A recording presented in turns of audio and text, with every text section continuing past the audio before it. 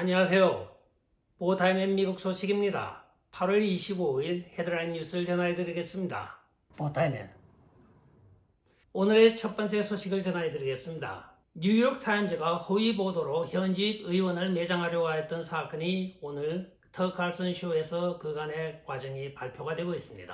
도널드 트럼프 대통령 일일 지지자인 플로리다 하원 의원님 맥 게이츠 의원 사건이기도 합니다. 2021년 3월에 뉴욕타임즈가 느닷없이 맥 게이츠 의원이 17살밖에 안 된 소녀와 만남 데이트를 하였다고 폭로성 기사를 올렸습니다. 그간의 공화당에서 가장 강경한 하원 의원 중에 한 명이었던 맥 게이츠에 대하여 많은 보수파들도 실망을 많이 느꼈습니다.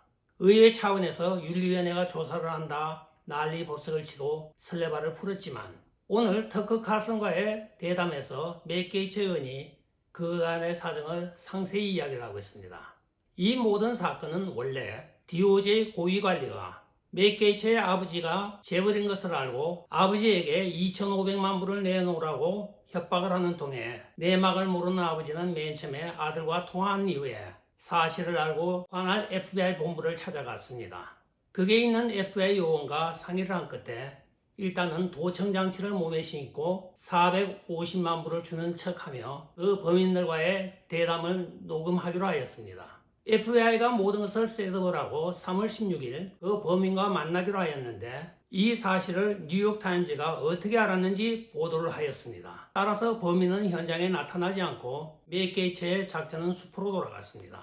이에 대하여 맥 게이츠 하원 의원은 지금 FBI에 그간의 모든 과정이 담겨있는 녹취록을 내놓으라고 하고 있으나 FBI에서는 아직까지 모르쇠로 일관하고 있다고 합니다. 여기에 맥 게이츠 의원이 DOJ 소속의 고위관리를 한 명을 이야기를 하고 있습니다. 그는 바로 플로리다 관할 법무국 소속 직원이었던 데이비드 맥기였습니다.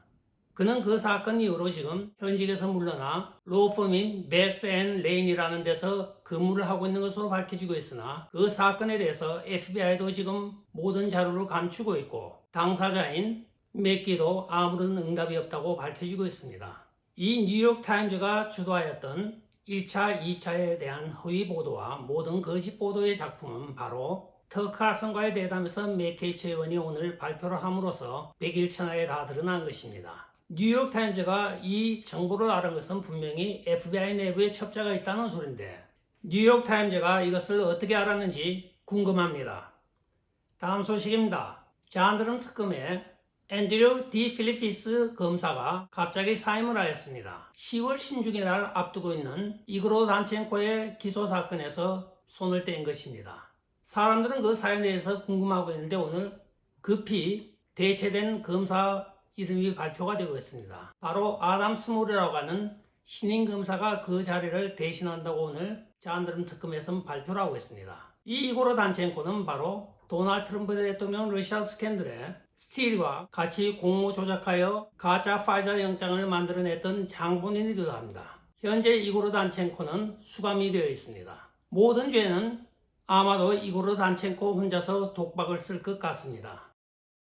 다음 소식입니다. 독일의 독립과학자 연구기관은 60명이 mRNA 백신에 예외 없이 독성 물질이 지금 발견되고 있다고 보고를 하고 있습니다. 수많은 화학물질이 포함되어 있는 스파크 단백질과 결합을 하는 mRNA 백신 속에는 우리가 예견하지 못했던 많은 독극 물질이 그 성분에는 표시가 되고 있지 않다고 오늘 전하고 있습니다.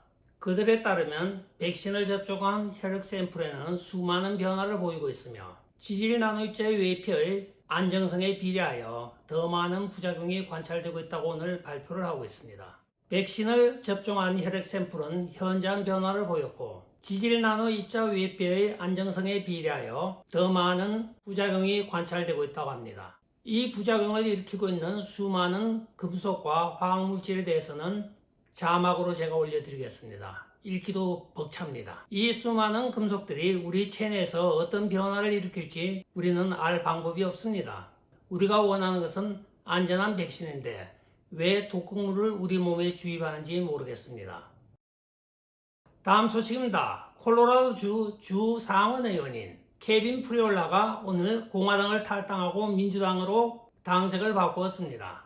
그가 탈당한 사유에 대하여 다음과 같은 핑계를 대고 있습니다. 공화당은 민주주의와 기후변화에 대한 위협을 강구하고 있는 경향이 있으므로 자기와는 도저히 정책적으로 맞지 않는다고 이야기를 하였습니다. 한편 그는 그동안 1.6 사태에 대하여 이것은 끔찍한 공포라고까지 여러 번 표현을 하였습니다. 민주당으로 옮겨가기 위한 사전 포석이었겠죠. 지금 콜로라도에 불고 있는 공화당 열풍에 그는 갑자기 민주당으로 간 이유를 모르겠습니다. 지난번 선거 때는 민주당에 거의 패할 뻔하였다가 막강한 공화당원들의 지지에 힘입어 재당선이 되기도 하였던 주 상원의원이기도 합니다. 과연 민주당으로 가서 적진 속에 얼마나 살아남을지 두고 볼 일입니다.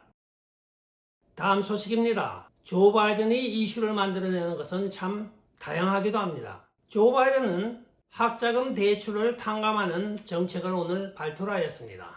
약 1조 6천억 달러가 소요되는 이 프로그램에 조 바이든은 학자금을 탕감한다고 발표를 하자 많은 경제단체들과 융자 회사들은 여기에 반기를 들고 있습니다. 지금 안 그래도 인플레이션이 심각한 지경인데 이것은 앞으로의 인플레이션을 더욱더 부추길 것이라고 전망을 하며 결사반대를 하고 있습니다. 한편 교육부 장관은 이달 말일까지 1조 6천억 달러의 학자금 대출 포트폴리오를 만들 계획을 세우겠다고 공식적으로 발표를 하고 있습니다. 이것은 바로 조 바이든이 2020년 대선 당시에 표를 얻기 위하여 모든 학자금 대출을 가지고 있는 사람들에게 만불의 탕감액을 주겠다고 발표한 데 따른 공약이기도 합니다. 이에 따라 1조 6천억 달러가 소모되는 이 예산안에 대하여 학자금을 융자받았던 학생과 졸업생들은 환영을 하고 있으나 무엇보다도 가장 문제가 되는 것은 이 탕감액 1조 6천억이 풀리게 되면 인플레이션이 더욱더 가속화가 되기 때문에 이것을 많은 금융단체나 융자단체가 반대를 하고 있는 것으로 나타나고 있습니다. 이 안건에 대하여 민주, 공화 양당에서 반대를 하고 있으나 조 바이든의 똥고집을 누가 막겠습니까? 연 12만 5천 불의 소득까지는 만 불을 탕감해주고 펠 그랜트 경우에는 2만 불까지 탕감해주는 것으로 밝혀졌습니다. 백악관 출입기자들은 장 피에르 대변인에게 이 탕감액을 누가 대신 납부를 해줄 것인가 하고 물어보았지만 백악관에서는 역시 대답 없는 메아리만 울릴 뿐이었습니다. 다음 소식입니다. 워싱턴 DC나 뉴욕만이 지금 엉망이 아닙니다. LA시에서는 오늘 발표에 따르면 보석금 없이 석방되었던 범죄자들의 75%가 재수감이 되고 있는 것으로 오늘 밝혀지고 있습니다. 즉 범죄의 악순환의 고리가 끊어지지 않고 있는 것입니다. 조지 데스컨이 현금 보석금 금지를 발표한 이후에 수많은 범죄자들이 보석금 없이 거리로 풀려나왔으나 그들 4명 중 3명은 도로 수감이 되고 있다고 오늘 밝혀지고 있는 것입니다. LA가 결국은 고담시가 되고 말았습니다. 다음 소식입니다. 캘리포니아 주에서는 2035년부터 가솔린 자동차나 디젤을 사용하는 자동차는 판매가 금지가 됩니다. 주 정부에서 지금 시행하고 있는 이 프로젝트에 대하여 상하 양원에서는 99.9%의 찬성률을 보이고 있다고 전하고 있습니다. 즉 시행이 된다는 소리겠죠. 목요일 최종 의회 결정을 남겨놓고 있는 이 법안에 대하여 많은 사람들은 염려와 또는 일부에서는 환영을 하고 있는 실정입니다. 서로의 이해관계에 따라서 찬성과 반대의 여론이 지금 들끓고 있는 이슈이기도 합니다. 캘리포니아 대기자원위원회 즉 캘리포니아 ARB에 따르면 캘리포니아는 앞으로 대기 오염 0%인 자동차만 승인해 줄 것이라고 발표가 되고 있는 것입니다. 즉 탄소 배출 지로 이미션을 지금 목표로 하고 있는 캘리포니아 ARB의 정책에 따라 이 법안은 무사히 통과될 것으로 보여지고 있으며 이에 따라 앞으로는 신차를 살 때 가솔린이나 디젤은 불가능한 것으로 전망되어지고 있습니다. 오늘의 마지막 소식을 전해드리겠습니다. 다보스 포럼으로 알려져 있는 경제 포럼에서 어린 아이들에게 마이크로칩을 이식하는 것은 합리적인 이유가 있다고 오늘 발표를 하고 있습니다. 이 칩을 심게 되면 아이들을 좀 더 이성적이고 윤리적으로 만들 수 있다고 강조를 하고 나서고 있습니다. 과연 이들이 자기 자녀들과 손녀들에게는 이것을 마칠지 궁금해지기도 하는 발표이기도 합니다. 결국은 인체 이식에 새로운 칩을 넣는 것을 다보스 포럼부터 전 세계적으로 홍보를 하고 시작을 하고 있습니다. 따라서 MZ시대 이후의 새로운 제너레이션에서는 칩 이식을 한 세대가 도래할 것으로 전망되어지고 있습니다. 끝까지 시청해 주셔서 감사합니다. 좋아요, 구독, 알림 그리고 공유 부탁드리고 댓글 많이 부탁드리겠습니다. 안녕히 계십시오. 바이.